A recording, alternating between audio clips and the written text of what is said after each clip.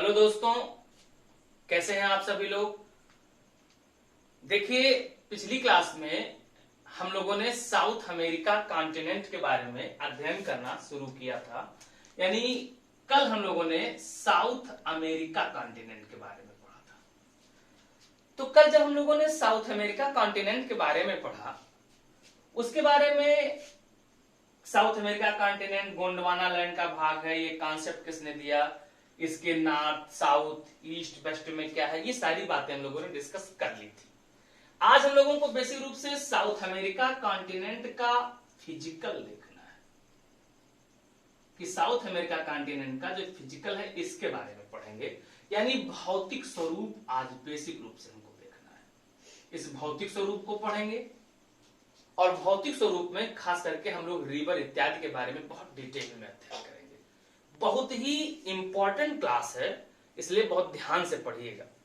और जिन लोगों के मन में ज्योग्राफी को लेकर के भय हो कि अरे ज्योग्राफी हमको नहीं आएगी, हम कैसे समझ पाएंगे, बहुत कठिन लगता है, मैं पूरे विश्वास के साथ आपको यह आश्वस्त कर देना चाहता हूं कि अगर आप प्रॉपर वे में क्लास करते रहे और मन लगा करके इन सारी चीजों को, मैप जिन लोगों के पास ना हो, जब लॉकडाउन खुले तब ऑक्सफोर्ड स्टूडेंट एटलस ले लीजिएगा और ऑक्सफोर्ड स्टूडेंट एटलस लेकर के ये सारे मैप आप एटलस से देख करके पढ़िएगा। आपको चीजें बहुत अच्छे से समझ में आएंगी, एक एक चीजें आपको डिक्टो दिखेंगी। और सबसे खास बात यही होती है कि अगर आप फिजिकल ज्योग्राफी पढ़ते हैं तो जब तक आप मैप नहीं देखोगे तब तक आपको चीजें क्लियर याद नहीं हो सकती। तो पहली प्रायोरिटी आपकी होनी चाहिए, सबसे पहली प्रायोरिटी आपकी होनी चाहिए कि आपकी आदत में होना चाहिए कि जब आप ज्योग्राफी पढ़ने बैठे तो आपके पास मैप होना चाहिए। बिना मैप के, बिना इस बुक के आपको ज्योग्राफी नहीं पढ़नी चाहिए। हाँ, अभी चूंकि लॉकडाउन है, आपके पास हो सकता है बुक ना हो, तब तक के लिए आप ये कर सकते हैं कि आप ऑनलाइन इसको क्या कहते हैं, डाउनलोड मार सकते हैं अपने मोबाइल में और उसको रख सकते हैं अपने पास, अपने लैपटॉप में रख सकते हैं। ये मेरी बात समझ में? खैर चलिए शुरुआत करते हैं। आज हम लोग साउथ अमेरिका कॉन्टिनेंट की फिजिकल बातें। तो इस साउथ अमेरिका कॉन्टिनेंट के बारे में अगर हम लोग देखें, देखो ये डायरेक्शन हो गया नॉर्थ, ये डायरेक्शन हो गया साउथ, ये डायरेक्शन है ईस्ट और ये डायरेक्शन है वेस्ट। इसके वेस्ट में, पश्चिम में, ये देखो ये जो पूरा क्षेत्र आपको दिख रहा है, पहली बात तो ये जो लाइन है, ये रेखा जा रही है और जो ये रेखा है ये है 0 डिग्री यानी विषुवत रेखा। और हम सबको पता है कि जो ग्लोब है, जो पूरा हमारा पृथ्वी है, 0 डिग्री यानी इक्वेटर, इक्वेटर इसको दो भागों में डिवाइड कर देती, दो भागों में बांट देती है। एक पार्ट जो इसके नॉर्थ में होता है उसको बोलते हैं नॉर्दर्न हेमिस्फीयर, और दूसरा भाग जो साउथ में होता है उसको बोलते हैं सदर्न हेमिस्फीयर।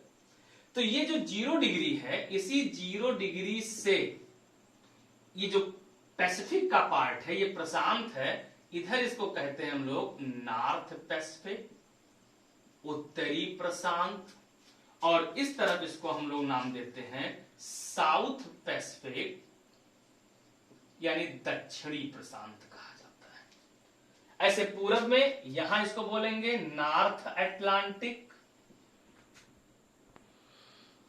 और यहां इसको बोलेंगे साउथ अटलांटिक।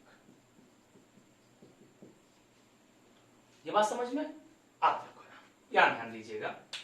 देखिए, अगर हम लोग पूरे इस साउथ अमेरिका कॉन्टिनेंट के स्वरूप को देखें तो आपको दिख रहा होगा कि उत्तर की ओर ये चौड़ा है, चौरस ब्रॉड है, लेकिन जैसे जैसे दक्षिण की ओर आते चले जाते हैं ये पतला आकार होता जाता है, एक प्रायद्वीप का रूप धारण कर लेता है। इसमें अगर हम लोग देखें, ये देखिएगा, यहां ध्यान दीजिएगा, तो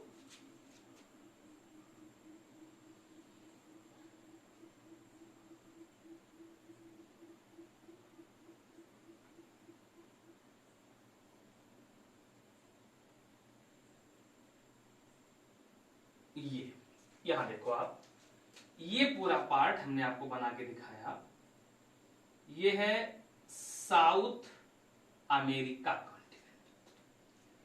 ये हो गया जो ओशन का भाग है, ये जो ओशन है ये हो गया पैसिफिक, प्रशांत हो गया, ये ओशन का भाग है, और ये जो ओशन है ये अटलांटिक हो गया। कौन सा भाग हो गया? अटलांटिक का हो गया। अब देखो जरा यहां ध्यान दीजिएगा, देखो जरा, ये अटलांटिक का ही पार्ट है यहां, लेकिन यहां इसको बोलते हैं कैरेबियन सागर। क्या बोलते हैं इसको?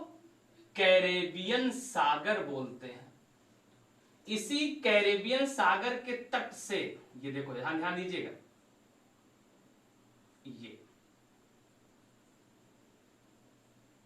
ये पूरा का पूरा क्षेत्र, ये एकदम चिली के यानी दक्षिण तक कह सकते हैं। कहां तक? तो ये है टेरा डेल फ्यूगो। कौन सा द्वीप है? टेरा डेल फ्यूगो। मतलब इस साउथ अमेरिका कॉन्टिनेंट के उत्तर से लेकर दक्षिण तक, किस तट पर? पश्चिमी तट पर। किस तट पर? तो पश्चिमी तट पर एक पूरी कंटिन्यू माउंटेन रेंज स्थित है।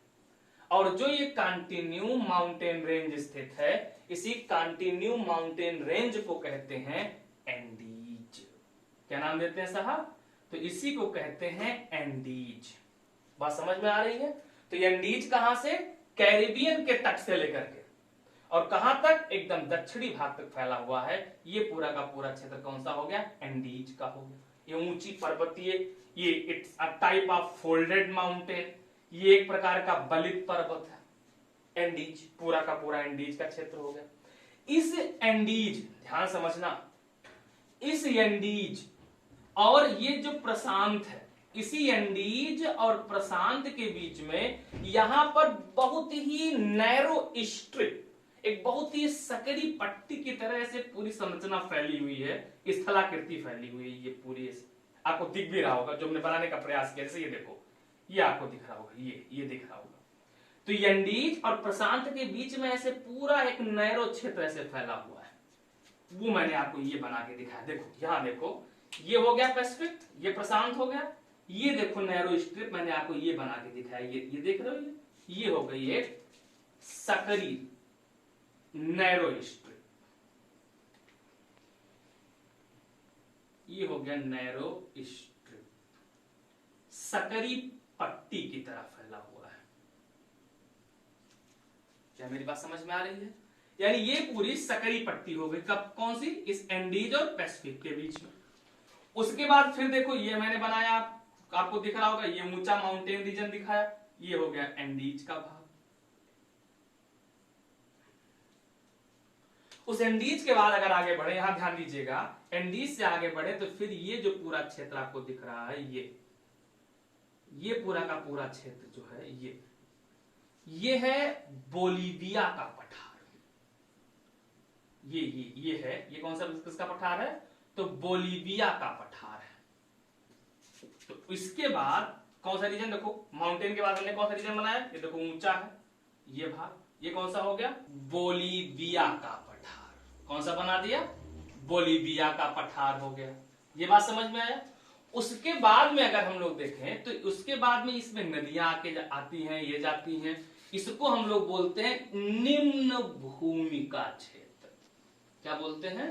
निम्न भूमि का क्षेत्र बोलते हैं।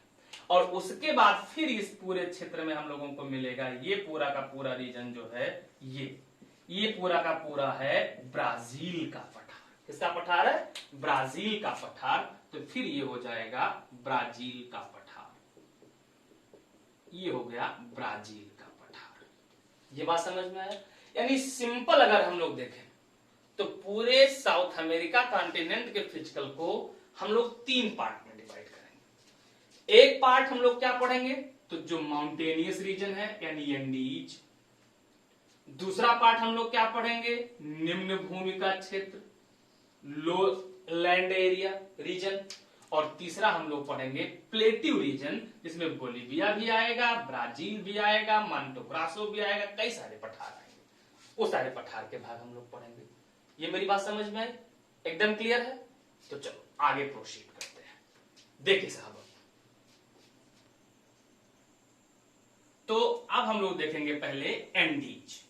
देखिए साहब, तो ये एंडीज, एंडीज कहां से लेकर के, तो एंडीज का पार्ट कैरेबियन से लेकर के और कहां तक, एकदम दक्षिणी तक इसके पश्चिमी भाग पर पूर्णतया फैला हुआ है। ये पूरा हो गया एंडीज। एंडीज क्या है, तो एंडीज विश्व की सबसे लंबी पर्वत श्रृंखला है। यानी सबसे लंबी, सबसे बड़ी पर्वत श्रृंखला कौन सी है विश्व की, तो वो एंडीज है। कौन है, एंडीज। और हिमालय के बाद, किसके बाद, तो हिमालय के बाद ये विश्व की दूसरी ऊंची पर्वत श्रृंखला है। यानी सबसे ऊंचा कौन सा है, हिमालय, माउंट एवरेस्ट। लेकिन दूसरी कौन सी है, एंडीज है, दूसरी ऊंची पर्वत श्रृंखला है पूरे विश्व की। इस एंडीज की जो ऊंची चोटी है, इस ऊंची चोटी का नाम है माउंट एकांकागुआ। क्या नाम है इसका, तो इसकी ऊंची चोटी का नाम है माउंट एकांकागुआ, 6960 मीटर। कितनी हाइट है इसकी, तो 6960 मीटर इसकी हाइट है। अब यहां एक खास बात देखिएगा, इसी एंडीज पर, इस एंडीज पर्वत श्रृंखला पर कई सारे वाल्केनो माउंटेन भी स्थित हैं, कई सारे ज्वालामुखी पर्वत भी स्थित हैं, जिसमें से एक खास करके ज्वालामुखी पर्वत बहुत इंपॉर्टेंट है, ये इक्वाडोर में पड़ता है और इस ज्वालामुखी पर्वत का नाम है कोटापैक्सी। क्या नाम है, तो इसका नाम है कोटापैक्सी। कोटापैक्सी है कहां, इक्वाडोर।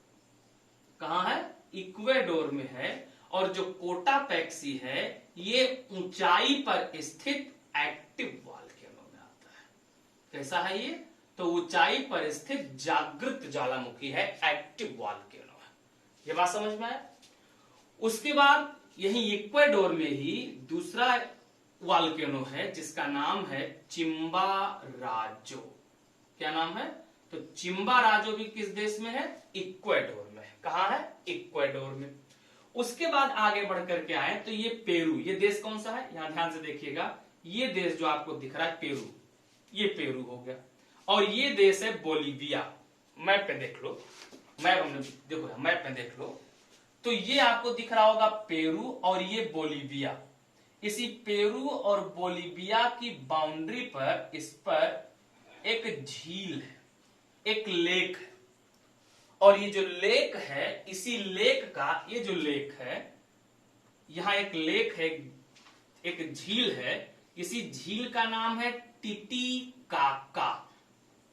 कौन सी झील है, तो इस झील का नाम है लेक टिटिकाका। और जो टिटिकाका झील है, ये टिटिकाका झील एक क्रेटर झील का उदाहरण है। हम आपको अभी बता रहे हैं क्रेटर झील क्या होता है। टिटिकाका किसका एग्जाम्पल है, तो it's a type of crater lake, crater झील का उदाहरण है। और टिटिकाका जो क्रेटर झील का उदाहरण है, ऊंचाई पर स्थित एक नौकागम्य झील है। यानी इसमें बहुत सुगमता से, बहुत आसानी से नाव चलाई जा सकती है, नौकागम्य झील है। और इस नौकागम्य झील का नाम क्या है, टिटिकाका। तो आइए पहले हम आपको थोड़ा क्रेटर बताते हैं, क्रेटर क्या होता है। देखो बहुत सिंपल सी बात है, क्रेटर क्या होता है, देखिए जरा यहाँ ध्यान देना। कल हम लोगों ने पढ़ा था कि जो साउथ अमेरिका कॉन्टिनेंट है, ये गोंडवाना का भाग, तो ये गोंडवाना का भाग जब पश्चिम की ओर शिफ्ट हुआ तो ये आकर के पैसिफिक की प्लेट से आके टकराया। और टकराने के कारण जब इन दोनों में, जब ये दोनों प्लेटें एक दूसरे की ओर अभिसरित हुई, अभिसरित होने का मतलब है कन्वर्ज होना। और जब दो प्लेटें एक दूसरे की ओर आती हैं तो इसको कहते हैं अभिसरित होना, कन्वर्ज करना। और जब ये दो प्लेटें एक दूसरे की ओर कन्वर्ज हुई, आपस में टकराई, तो टकराने के बाद इसमें भारी प्लेट सबडक्ट करके क्या बनाएगी, मैग्मा। और जब यही मैग्मा बाहर की ओर निकल के आएगा तो ये कहलाएगा लावा, और यही कहलाता है वॉल्केनो इरप्शन। क्या कहलाता है, तो यही कहलाता है वॉल्केनो इरप्शन, ज्वालामुखी उद्गार। तो जिस मुंह से, द माउथ ऑफ वॉल्केनो, ज्वालामुखी का जो मुंह होता है, द माउथ ऑफ वॉल्केनो, ज्वालामुखी के मुंह को क्रेटर कहा जाता है। क्या कहते हैं, crater. And the big mouth of volcano is known as caldera. क्या कहते हैं, काल्डेरा। वन थिंग बहुत इंपॉर्टेंट, ध्यान दीजिएगा, काल्डेरा का मतलब हो गया ज्वालामुखी का बड़ा मुंह, और एक शब्द होता है कार्डिलेरा, जो अभी हमने एंडीज के लिए यूज किया है। क्या होता है, कार्डिलेरा। कार्डिलेरा का मतलब होता है ग्रुप ऑफ माउंटेन रेंज, पर्वत श्रृंखला का समूह। यानी सिंपल समझने के लिए अगर हम आपको बता दें तो जैसे आप मान लीजिए कि एक रेंज ये बना, दूसरा ये बना, तीसरा ये बना, चौथा कल बना, पांचवा अगले दिन बना, इन सबको इकट्ठा अगर हम कर लें तो इसको क्या बोलेंगे, इसको इकट्ठा करके इस पूरे को हम लोग बोलते हैं कार्डिलेरा। तो Cordillera means group of mountain range and caldera means big mouth of volcano. ये मेरी बात समझ में आई, बोलो। तो 3 सेगमेंट में जो हम लोगों ने इसको डिवाइड किया था, उसमें से पहला पार्ट कौन सा हम लोगों ने देख लिया, एंडीज का देखा। अब जो ये एंडीज का पार्ट आपको दिख रहा है, ये एंडीज, ये जो क्षेत्र आपको दिख रहा है, इस एंडीज से कई सारी नदियों का उद्गम होगा, जिसमें से सबसे खास और सबसे बड़ी नदी, जो विश्व की सबसे बड़ी नदी है अमेजन, वो भी कहां से निकल के जाती है, वो भी निकलती है कहां से, एंडीज से। तो अब दूसरा पार्ट जो हम लोग पढ़ने जा रहे हैं, लो लैंड का, निम्न भूमि का क्षेत्र जो पढ़ेंगे, उस निम्न भूमि के क्षेत्र में कई सारी नदियां बहेंगी। कुछ पठारी भाग से भी निकल करके आएंगी, कुछ एंडीज से निकल करके आएंगी। तो कौन कौन सी नदियां हैं, ये सेगमेंट हम लोगों को अब पढ़ना है। तो अब हम लोग कुछ रिवर्स देखते हैं। तो सबसे पहले हम लोग देखेंगे ओरिनिको रिवर। कौन सी नदी, ओरिनिको नदी पर सबसे पहले। बहुत इंपॉर्टेंट सेगमेंट चल रहा है साहब, ध्यान दीजिएगा, अच्छे से समझ के पढ़िएगा। जहां ना समझ में आए आप कमेंट कीजिएगा, हम आपको तुरंत उसका आंसर देंगे, उस सही से सारी बातें बताएंगे। और यहां बहुत ध्यान समझिए, देखिए ओरिनिको रिवर, ओरिनिको नदी जो है, ये ध्यान से देखिएगा, ओरिनिको, यहां देखो साहब, ये आपको देश दिख रहा होगा मैप में, ये है, ये जो देश है, ये देश है वेनेजुएला। कौन सा देश है, तो ये देश है वेनेजुएला। आप जरा ध्यान से देखो, मैप में आके देखो, मैप में आपको दिखा देते हैं पूरा। पहले देखो, ये आपको देश दिख रहा होगा वेनेजुएला, रेड पेन से दिख रहा है वेनेजुएला, क्लियर एकदम। इस वेनेजुएला में एक पर्वत है, इस पर्वत का नाम है परीमा माउंटेन। कौन सा माउंटेन, परीमा, PARIMA, परीमा रेंज। ये हो गया, ये जो रेंज हो गया, इस रेंज का नाम हो गया परीमा माउंटेन। और जो ये परीमा माउंटेन आपको दिख रहा है, इसी परीमा माउंटेन से नदी निकलती है, और ये जो नदी परीमा माउंटेन से निकल करके जाती है, इसी नदी का नाम है ओरिनिको। क्या नाम है, तो इसी नदी का नाम है ओरिनिको। ये नदी, इस नदी का नाम है ओरिनिको। तो आप बताओ ओरिनिको की ओरिजिन कहां से हुई, ओरिनिको की ओरिजिन हो गई परीमा माउंटेन से। कहां से, परीमा माउंटेन से। फिर ये किस किस के बाउंड्री पर बहती है, तो ये आपको देश दिख रहा है वेनेजुएला। कौन सा देश, वेनेजुएला। ये जो देश आपको दिख रहा है, ये देश है कोलंबिया। कौन सा देश, कोलंबिया। तो जो ओरिनिको नदी है, ये ओरिनिको नदी किन 2 देशों की बाउंड्री बना रही है, कोलंबिया की, और किसकी बाउंड्री बनाती है, वेनेजुएला की। और फिर आके कहां गिरती है, आप देखो लिखा होगा नॉर्थ अटलांटिक, यानी आके कहां गिरती है, अटलांटिक ओशन में आकर के गिर जाती है। कौन सी नदी, ओरिनिको। ओरिनिको मुख्य रूप से किस देश की नदी है, तो वेनेजुएला की मुख्य रूप से ये नदी है। इसी ओरिनिको की ट्रिब्यूटरी है, सहायक है, और जो ये सहायक है, इस सहायक का नाम है कैरो। क्या नाम है? तो इस सहायक का नाम है कैरो नदी, और जो इसकी सहायक कैरो है, इसी कैरो नदी पर एक वाटरफॉल है, एक जलप्रपात स्थित है, और जो इस पर जलप्रपात स्थित है, इसी जलप्रपात का नाम है एंजिल वाटरफॉल, एंजिल जलप्रपात। क्या नाम है? एंजिल जलप्रपात, वाटरफॉल।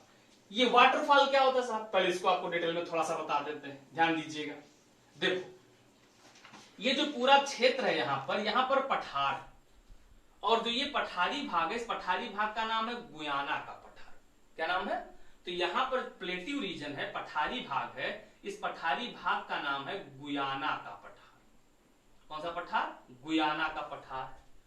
तो पठारी भाग है तो क्षेत्र कैसा होगा? ऐसे ऊंचा भाग होगा, यहां जैसे नदी निकल के मान लो जा रही। अब जब ये नदी आगे बढ़ करके इस पठारी भाग से नीचे की ओर उतरेगी, तो इस पठारी भाग से नदी का पानी जब नीचे उतर करके आएगा इस सतह के आधार पर, इस सतह से होकर के, तो पानी जब ऊपर से नीचे की ओर, इस सतह से नीचे की ओर गिरना शुरू करेगा, तो इसी को नाम क्या देंगे? इसी को नाम देते हैं हम लोग वाटरफॉल, यानी इसी को क्या कहते हैं? तो इसी को कहते हैं जलप्रपात। क्या बोलते हैं? तो इसी को बोलते हैं जलप्रपात, वाटरफॉल।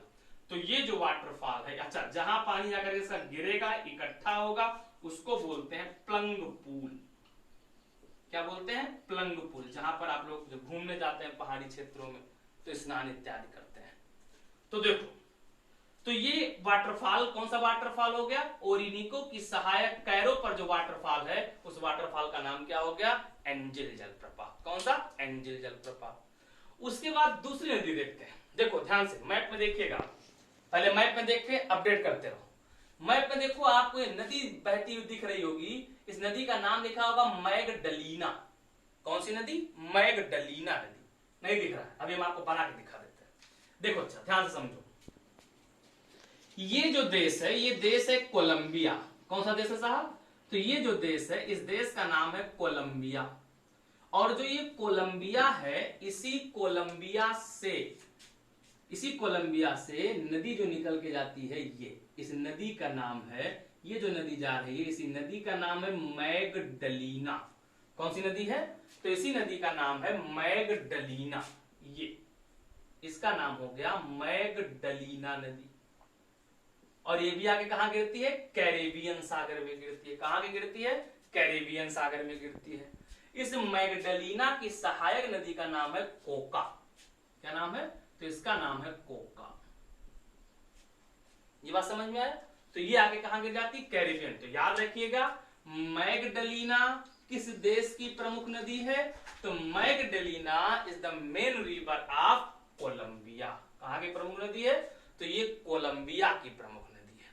जबकि ओरिनिको कहां की हो गई? दो देशों की, एक कौन सी? वेनेजुएला, और दूसरा कौन सा? कोलंबिया। इतनी बात समझ में आई? हैं हम लोग अगली नदी, और वो नदी कौन सी है? अमेजन। बहुत इंपॉर्टेंट नदी है। कौन सी नदी पढ़ेंगे हम लोग? अब हम लोग देखने चल रहे हैं अमेजन नदी के बारे में। बहुत इंपॉर्टेंट है। हम सबको पता है कि विश्व में सबसे बड़ी नदी कौन सी है? तो विश्व की सबसे बड़ी नदी कौन सी? अमेजन। और सबसे लंबी नदी कौन सी है? नाइल, नील नदी। तो आज अमेजन के बारे में चर्चा करते हैं। आइए देखिए साहब, ये जो देश आपको दिख रहा है, ये देश है पेरू। कौन सा देश है ये? तो ये देश है पेरू। और जो ये पेरू देश आपको दिख रहा है, इसी पेरू देश में एक जगह का नाम है, उसका नाम है रियो मॉन्टेरा। क्या नाम है? तो नाम है रियो मॉन्टेरा या रियो मॉन्टेरो। और इसी रियो मॉन्टेरो से जो नदी निकलती है, ये जो नदी निकल के जा रही है रियो मॉन्टेरो से, इसी नदी का नाम है अमेजन। ये पेरू से ओरिजिनेट होके आगे बढ़ती है, तो पेरू और कोलंबिया की बाउंड्री बनाती है। किसकी बनाती है? पेरू और कोलंबिया की बाउंड्री बनाती है। और इसकी बाउंड्री बनाने के बाद ब्राजील में प्रवेश करती है, और ब्राजील में प्रवाहित होकर के ये देखो, ये आकर के कहां गिर जाती है? अटलांटिक में गिरती है। यही जो नदी आपको दिख रही है, ये जो नदी दिख रही है, यही नदी है अमेजन नदी। कौन सी नदी है? तो यही नदी है अमेजन नदी। इसकी जो सहायक है, कई सारी सहायक नदियां इसकी हैं, लेकिन खास इसकी जो सबसे बड़ी सहायक नदी है वो सहायक नदी है मेडीरा, जो कि विश्व की किसी भी नदी की सबसे लंबी सहायक नदी है। कौन सी? मेडीरा। कौन सी? मेडीरा। किसकी सहायक हो गई? अमेजन की। अब ये जो अमेजन रिवर है, ये जो अमेजन नदी आपको दिख रही है, इसकी कई सारी सहायक नदियां हैं। अब नदी ये ऐसे जा रही है, आपको दिख रही है, ये नदी है। तो अगर ये नदी ऐसे जा रही है तो इसमें जो नदियां इसके नॉर्थ से आकर के मिलेंगी वो किस तट पर मिलेंगी? बाएं तट पर।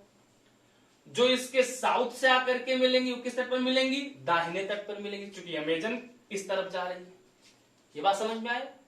तो अब कौन कौन सी सहायक नदियां हैं, आइए मैप के थ्रू इसको हम आपको पूरा डिटेल में समझा देते हैं, ताकि इजीली आपको समझ में आ जाए। थोड़ा मैप छोटा है तो सारी नदियां इसमें प्रॉपर ड्रा नहीं हो पाएगा। आइए देखिए साहब, ध्यान दीजिएगा। देखो, ध्यान समझना, ये जो नदी हो गई, ये नदी जो जा रही है, ये नदी हो गई अमेजन। अब अमेजन की सहायक नदियों को अगर हम देखें तो पहले हम इनके दाहिने तट पर मिलने वाली सहायक आपको बता रहे हैं। किस तट पर? दाहिने। दाहिने तट का मतलब है जो नीचे से आके इसमें मिल रही होंगी वो किस तट पर मिलेंगी? दाहिने तट पर। तो दाहिने तट की सहायक अगर हम बताएं तो देखो जरा, आपको मिलेगी ये जो नदी है ये है उकाइली। तो उकाइली किसकी सहायक हो गई? अमेजन की। उकाइली किसकी सहायक हो गई? अमेजन की। फिर नदी आएगी जुरुआ। कौन सी? जुरुआ। जुरुआ किसकी सहायक हो गई? अमेजन की। फिर नदी आएगी पुरुष। किसकी सहायक हो गई? अमेजन की।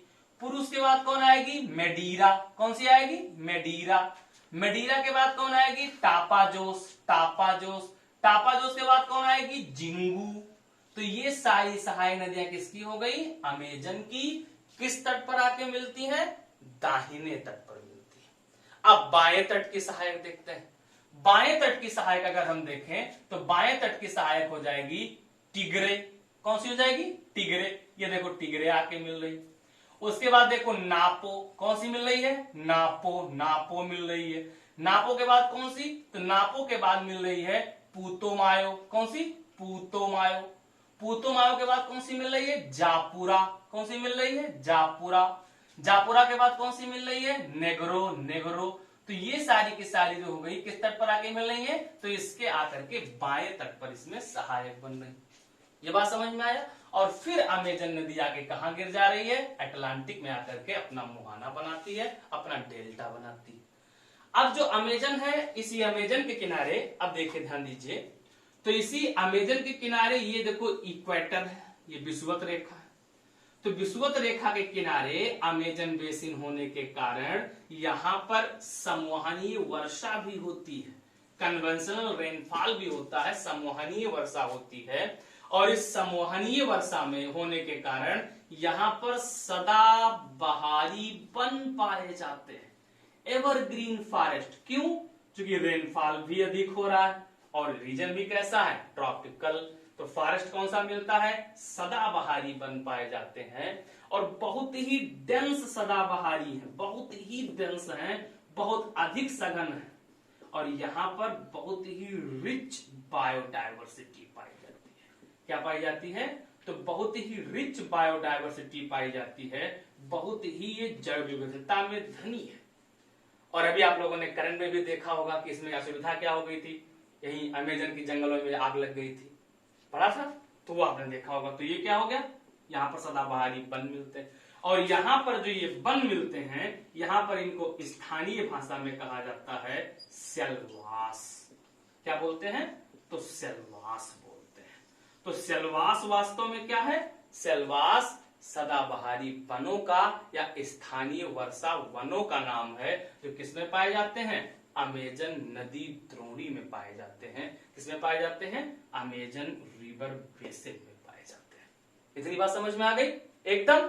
अब चलिए अब हम लोग देखेंगे रियो डी ला प्लाटा की नदियां,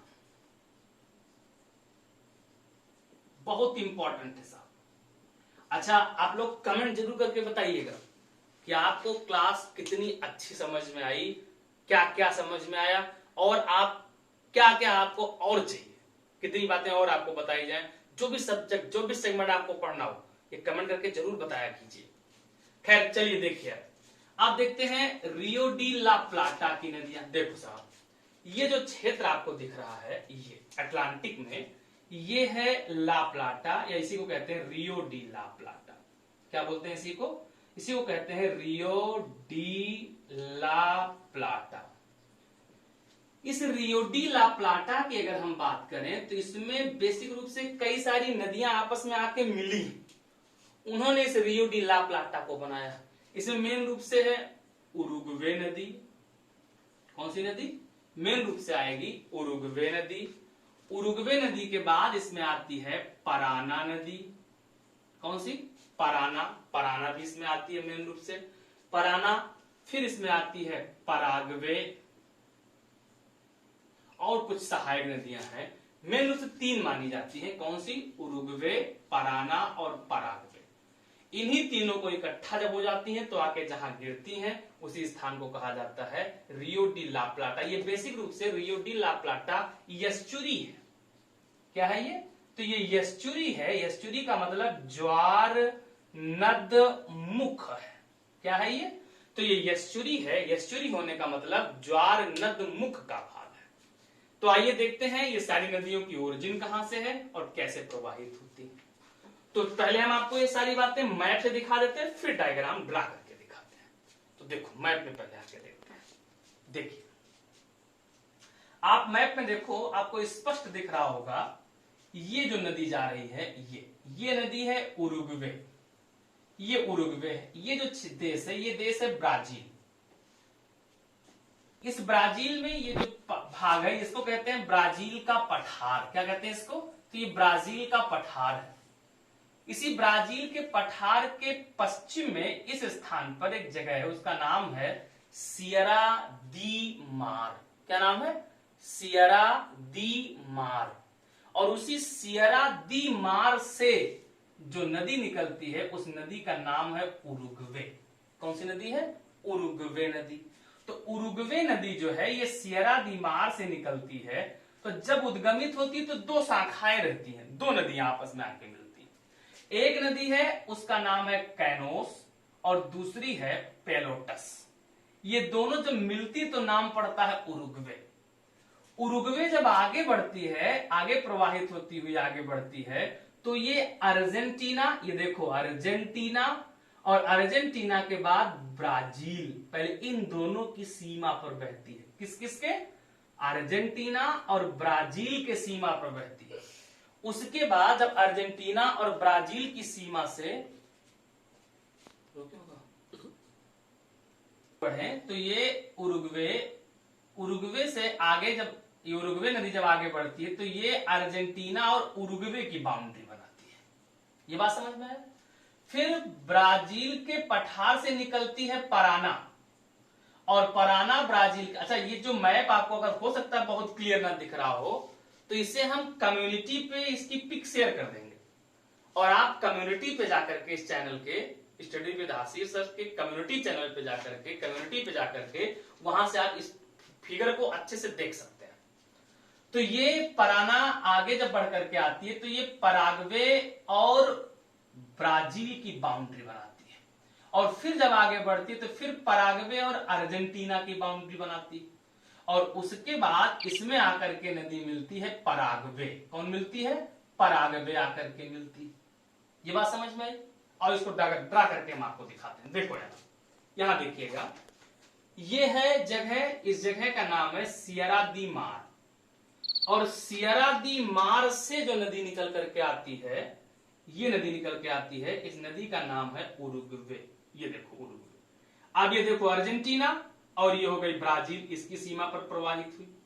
फिर आगे बढ़ करके आई, आगे बढ़ करके आई, देखो ये हो गया उरुग्वे, ये हो गया अर्जेंटीना, इसकी बाउंड्री पर प्रवाहित हुई। इतनी बात समझ में आ गई?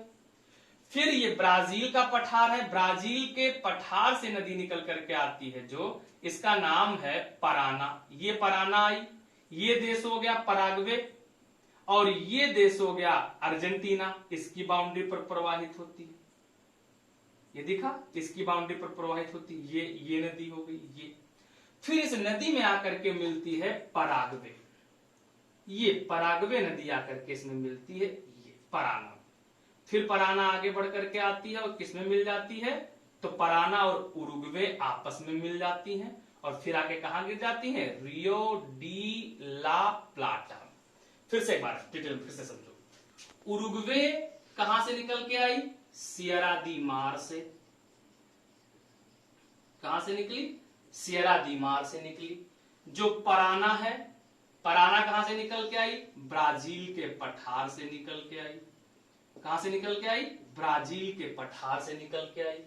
और जो पराग्वे है, पराग्वे, ये पराग्वे आ गई। पराग्वे जो निकल करके आती है, इस पराग्वे के बारे में अगर हम लोग देखें तो ये निकल के आती है परेसी पर्वत से। कहां से निकल के आती है, तो परेसी से। ये जो जगह है इसका नाम है, यहाँ पर्वत है परेसी, या इसमें दिखा देते हैं, ये जो क्षेत्र आपको दिख रहा है ये है परेसी माउंटेन। तो कहां से निकल के आती है, परेसी से निकल करके आती। अब यहाँ एक बहुत खास बात आपको ध्यान रखना है, ये जो देश आपको पराग्वे दिख रहा है, इस पराग्वे की राजधानी असुनसियन। कौन सी राजधानी, कल बताया था, कल की क्लास में, असुनसियन किस नदी किनारे स्थित है, तो असुनसियन पराग्वे नदी के किनारे स्थित है। किसके किनारे, पराग्वे नदी के किनारे स्थित है। फिर ध्यान दीजिएगा, देखो यहां ध्यान से देखना, ये है बोलीविया। कौन सा देश है, बोलीविया। और इस बोलीविया में बोलीविया का पठार है, और इस बोलीविया के पठार से नदी निकल करके आती जिसका नाम है पिल्कोमायो। क्या नाम है, पिल्कोमायो। और ये पिल्कोमायो, देखो ये देश कौन सा, पराग्वे, ये देश कौन सा, अर्जेंटीना। तो इन दोनों की बाउंड्री पर बहती है ये कौन सी नदी है, पिल्कोमायो। कौन सी, तो पिल्कोमायो नदी है जो कि पराग्वे और अर्जेंटीना की बाउंड्री पर बहती है और फिर पराग्वे में आकर के मिल जाती है। ये बात समझ में आया। फिर ये पराग्वे मिल गई किसमें, पराना में। किसमें मिल गई, पराना में। फिर इस एंडीज पर्वत से आकर के एक नदी इसमें मिलती है, किसमें, पराना में, जिसका नाम है सलेडो। क्या नाम है, सलेडो। फिर पराना में आके कौन मिलती है, ये देखो ये नदी मैंने आपको बता दिया कौन सी, उरुग्वे नदी मिलती है। और उरुग्वे के मिलने के बाद ये सारी नदियां कहां के गिर जाती हैं, रियो डी ला प्लाटा में। कहां के मिल जाती हैं, रियो डी ला प्लाटा में गिर जाती हैं। On the mouth of this, इसी के मुहाने पर अर्जेंटीना की राजधानी ब्यूनस आयर्स स्थित है। इसकी राजधानी, अर्जेंटीना की राजधानी ब्यूनस आयर्स स्थित है। जबकि उरुग्वे की राजधानी मॉन्टेविडियो इसी रियो डी ला प्लाटा के तटीय भाग में स्थित है। मॉन्टेविडियो कहां, रियो डी ला प्लाटा के तटीय भाग में स्थित है। इतनी बात समझ में आ गई एकदम, बोलो कोई डाउट तो नहीं, कंफ्यूजन बिल्कुल मत रखिएगा। उरुग्वे, पराना, पराग्वे के सम्मिलित रूप, सम्मिलित भाग को ला प्लाटा कहते हैं, इतना तो याद रहेगा। इसके मुहाने पर कौन, ब्यूनस आयर्स, अर्जेंटीना की राजधानी स्थित है। इतनी बात समझ में आई। बस एक और नदी बची है, वो हम आपको बता दें, बस इतना फिनिश हो जाएगा। देखो साहब, ये रेंज कौन सी है, एंडीज है। इसी एंडीज रेंज से नदी निकल करके जाती है, और जो ये नदी एंडीज से निकल करके जा रही है, इसी नदी का नाम है कोलोराडो। याद रखना, कोलोराडो नदी जो है ये नॉर्थ अमेरिका में भी बहती है, ये जो नदी है, लेकिन यहां साउथ अमेरिका में याद रखिएगा कोलोराडो। ये बेसिक रूप से अर्जेंटीना की नदी है। कहां की नदी है, तो ये अर्जेंटीना की नदी है, नाम क्या है, कोलोराडो। अब अगली क्लास में हम लोग जब पढ़ेंगे तो उसमें देखेंगे इसी कोलोराडो और इसी पराना के बीच में ये जो क्षेत्र आपको दिख रहा है, ये शीतोष्णकटिबंधीय क्षेत्र में आएगा, और यहीं पर हम लोगों को पंपास घास का मैदान मिलेगा। तो क्लाइमेट कैसी है, ऐसी क्लाइमेट क्यों बनी, इसके ओसेनोग्राफी कैसी है, उसका इंपैक्ट कैसा है, एंड और बहुत सारी बातें इसमें जो होंगी वो हम लोग कब पढ़ेंगे, अगली क्लास में पढ़ेंगे। आज यहीं तक। आशा करते हैं आप लोगों को अच्छे से समझ में आया है। खूब अच्छे से पढ़िए, अपने दोस्तों में इस वीडियो को आप लोग भी लाइक कीजिए, दोस्तों में शेयर कीजिए। जो चीजें ना समझ में आए कमेंट कीजिए। हम पूरा प्रयास करेंगे कि आपके मन में अगर जीएस से लेकर के कोई फियर है, अगर ज्योग्राफी से लेकर के कोई फियर है, तो बिल्कुल आप अपने मन से उसको निकाल दीजिए। एकदम अच्छे से पढ़िए, खूब मन लगा के पढ़िए, ताकि आने वाले समय में आप एक प्रशासक के रूप में आगे बढ़ सके। आज यहीं तक, बहुत बहुत धन्यवाद। Thank you. जय हिंद।